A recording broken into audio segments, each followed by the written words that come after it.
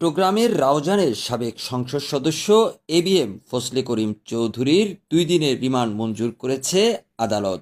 রাউজান থানায় মুনিরিয়া যুব তবলিগ কমিটির এবাদতখানা ও লাইব্রেরি ভেঙে গুঁড়িয়ে দিয়ে অগ্নিসংযোগ করে দেওয়ার মামলায় চট্টগ্রাম জুডিশিয়াল ম্যাজিস্ট্রেট নুরুল হারুনের আদালত এই রিমান্ড মঞ্জুর করেন।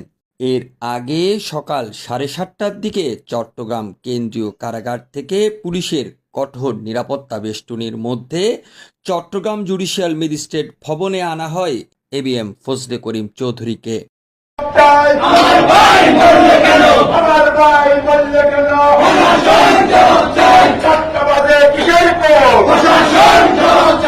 চট্টগ্রাম জেলা কোর্ট পরিদর্শক জাকির হোসেন জানিয়েছেন, রাউজান থানার মুনিরিয়া যুব তবলিগ কমিটির দায়েরকৃত ২টি মামলায় সাবেক এই সংসদ সদস্যকে সোনেরেস দেখানো হয়। তার মধ্যে একটি মামলায় এবিএম ফজলে করিম চৌধুরীকে ৭ দিনের রিমান্ডের আবেদন করা হলে আদালত শুনানি শেষে ২ দিনের রিমান্ড মঞ্জুর করে।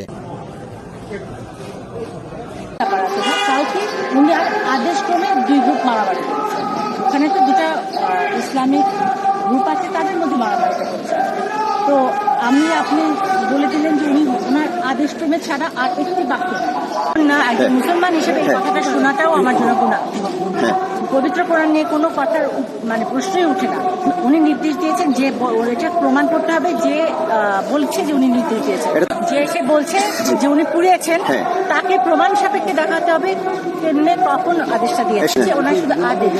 এছাড়া যে পুড়িয়েছে সে এত বড় বোকাশোকা মানুষ বললেই পুড়িয়ে দিল। কোরআন শরীফ তো আমাদের যার যার ধর্ম পার্সোনাল, ধর্ম দলীয় না, কিন্তু ধর্মকে দলীয়করণ করবেন না।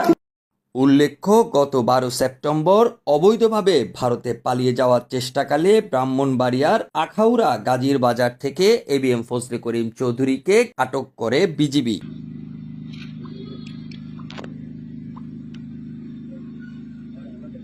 পরে কড়া পুলিশ প্রহরায় হেলিকপ্টারে গত ১৯ সেপ্টেম্বর চট্টগ্রামে আনা হয় সাবেক এই সংসদ সদস্যকে।